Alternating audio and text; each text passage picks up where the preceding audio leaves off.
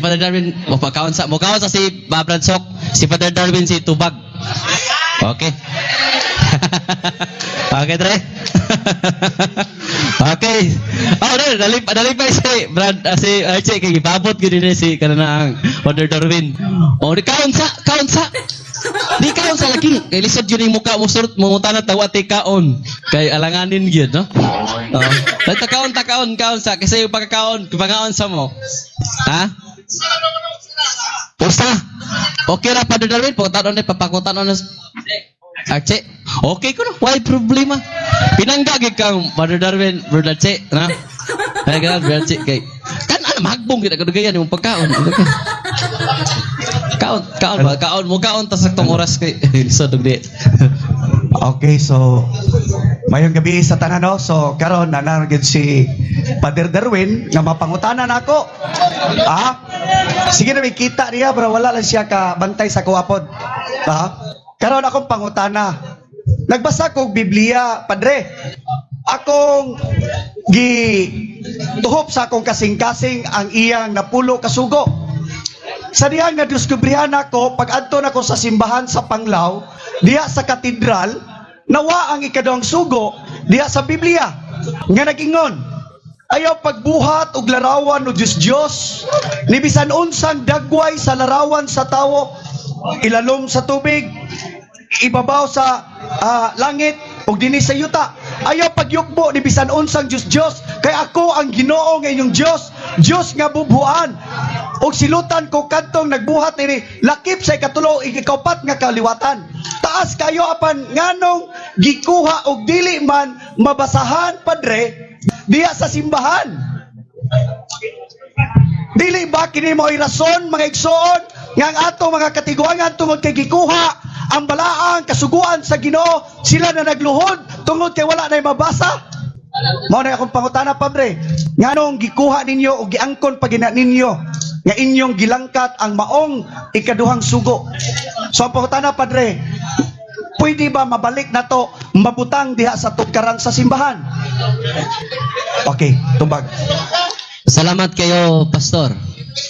Nga, iya pangutana, gikuhaan kuno nato, ana po kasugo.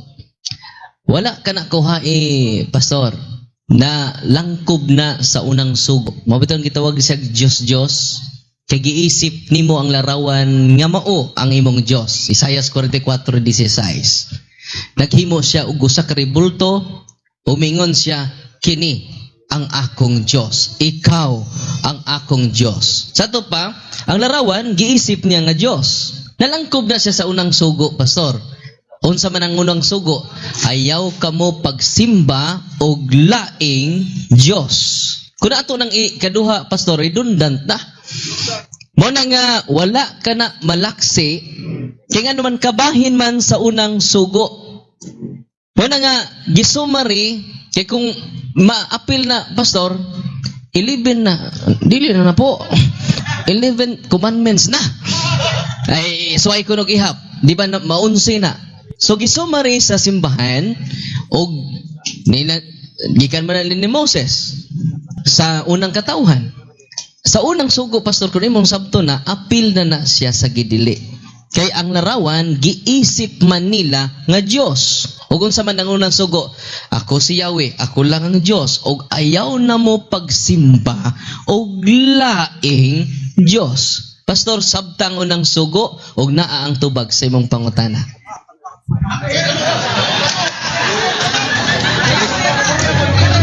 Sige, follow up. Okay, follow up. So mo lagi kayo nag-action to explain ang mga tao singgit magod. So no, so mo gingon ni Padre Darwin nga matud pa niya nga ang unang sugo o ikadawang sugo same ra. Apan pagbasa nako sa ikapo kasugo, gihimo mang ikasiyam og napo kasugo diya sa tugkaran sa simbahan aron mahimong kumpleto nga napo kasugo. Gipangsaka ba, Padre ba? So moangkon ka ba nga inyong gilangkat ang ayaw pagbuhat og larawan o Diyos? Bisan unsa dili ka magbuhat og larawan Diyos. Moangkon ba ka nga inyong gilangkat diha sa simbahan? ang tubag wala na namo langkata kay kabahin na sa unang sugo. Ang nilangkat kamo mismo kay wa mo magtuman sa gisugo sa Ginoo. Sa Ezekiel kapitulo 41 17:22 ang templo sa Ginoo gikulitag mga larawan. Ang pagtanan nako nimo, do na may larawan imong templo? Yes or no?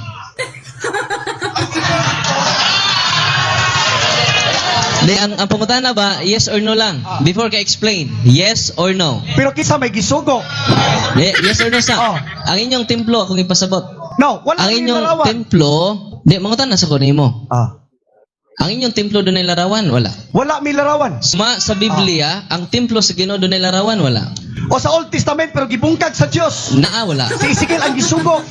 O si Moises padre. Before ka ma-explain, tubag ako pangutana. Okay. Ang templo sa Ginoo suma sa Biblia kay sigag quote sa Old Testament. Ako kang sundan. Old Testament sad na akong gikutlo. Suma sa Biblia.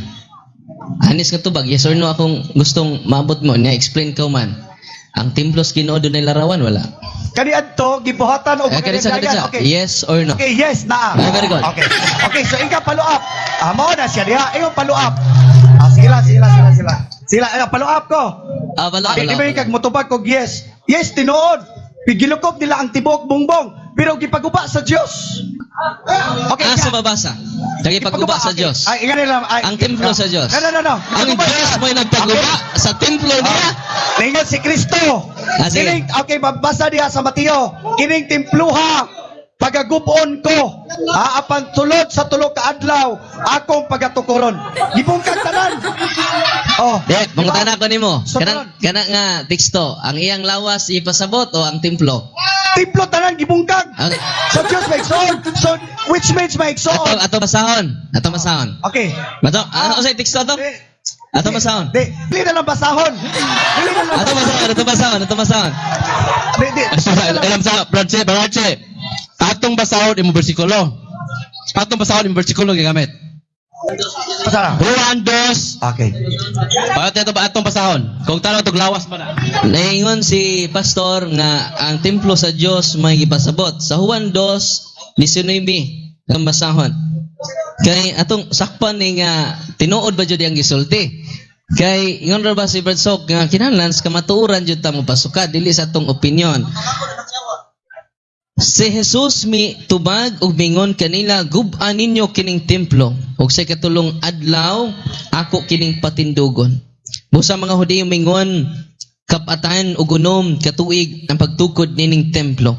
Ug imong patindugon kini sa tulo ka adlaw apan siya nagasulti mahitungod sa templo sa iyang lawas. Kay sa katulong adlaw nabanhaw man atong Ginoo, dili tong templo ipasabot. So, Pastor, pangutanan ako, ang kuno nimo nga lawas gipasabot ni Kristo niini. Yes or no? Okay, ako mo pasabot. Kaya sa Pastor, yes or no? No. Ako mo pasabot. Excuse. Ang pangutana is categorical. Mo na pangutana Brad kon kanina, tupag sa kag yes or no. Usa ka mo promote mo explain. Ayaw ko pud karatol. Ay karatol. Okay, wa bitay mapildi na to ani. Okay, bitaw mapriso. PSF rin na. Okay, police. Okay. Hello, Bro Ryan.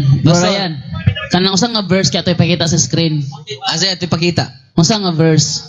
John chapter 2, 19 to 22. Okay, 19 to 22. Mo giingon. Si Jesus mitubag, gub-an ninyong kining maong templo ug tukuron ko kini pag-usab. Sulod sa tulo ka adlaw. Sila miingon kaniya, kining templo ha gibuhat sa sulod sa 46 ka tuig. Unya tukuron mo kini pag-usab sulod lang sa tulo ka adlaw. Apan ang templo nga gisgutan ni Jesus mao ang iyang lawas. Pastor, pautana pastor. Patubag ako. Pastor, pautana. Okay. Mani pautana pastor. Okay. Ayan, bawal akong pautana. Uyon ka ba ana? Nga ang templo Uyon mao tani, ang iyang lawas. Translation. Okay. Uyon tana. Ayun. Ato ko ana. Salamat. Okay. So hinumduman na to ha.